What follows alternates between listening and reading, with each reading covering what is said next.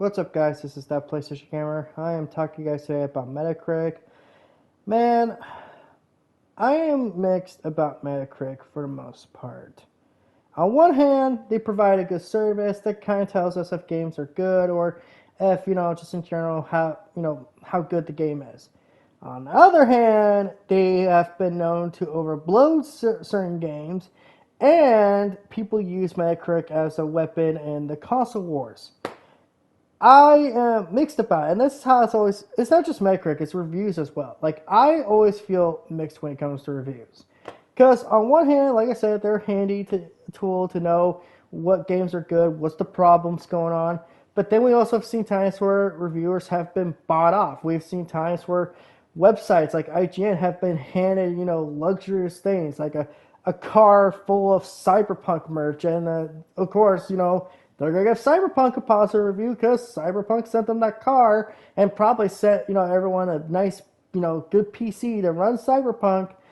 It just it's a weird situation. I've always, for me personally, the way I've always handled reviews is I listen to a couple, and if I hear there's an ongoing problem, like for example, if there's a bug that causes the game to crash, then I basically say, maybe that's not for me. Maybe that's, something I don't want to deal with right now, so I'll wait for it to go on sale.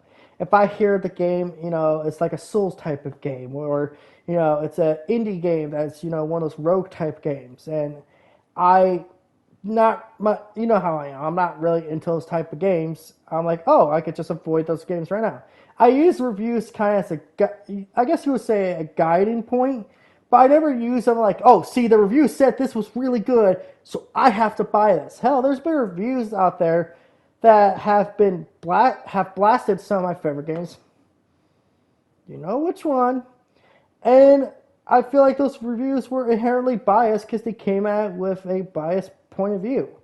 So, for me, reviews have always been kind of something I try to use, but not use to the point where I'm obsessed with it. And then Metacritic, of course, when they put a score on something, everyone has to be tribalistic. Everyone's like, oh, see, this is a 70, so that's bad.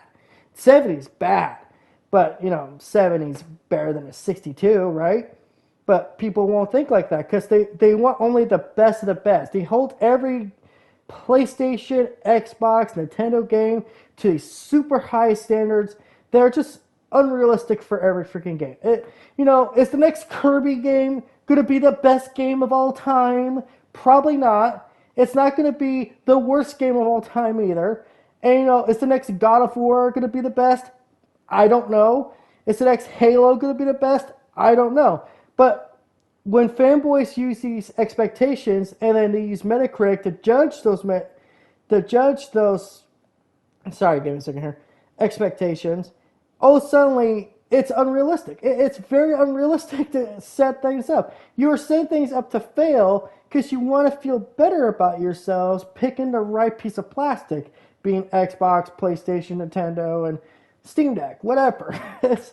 It's insane to me. And I'm a person who can enjoy bad stuff. Like, I don't know if you could tell, I'm a Venom fan. I love Venom too. I don't think this is a great movie. I don't think this is even a, okay movie. I think this movie is a mess. But I love it. I love it because it is a mess. There's games out there I joke about, I know are a mess. They're absolutely not fun to play.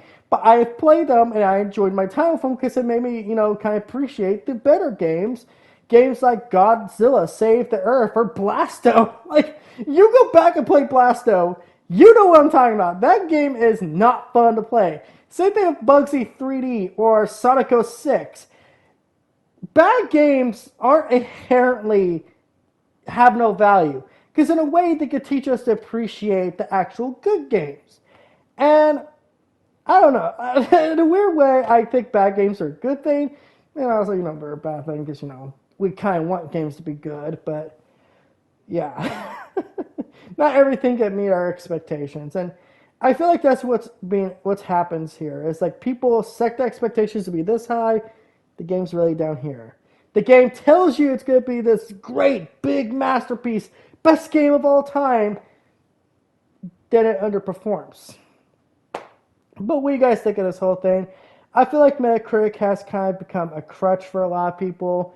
I think as years have progressed, personally, I know I've learned to listen to my taste. I've learned to fine tune my taste and to know what to look for. But some people out there still use review scores as a way to justify their purchase or justify trashing someone else's purchase. What do you guys think of this whole situation? Leave a comment in the comment section below. Make sure to subscribe and all that YouTube algorithm BS. Peace out and have a good day.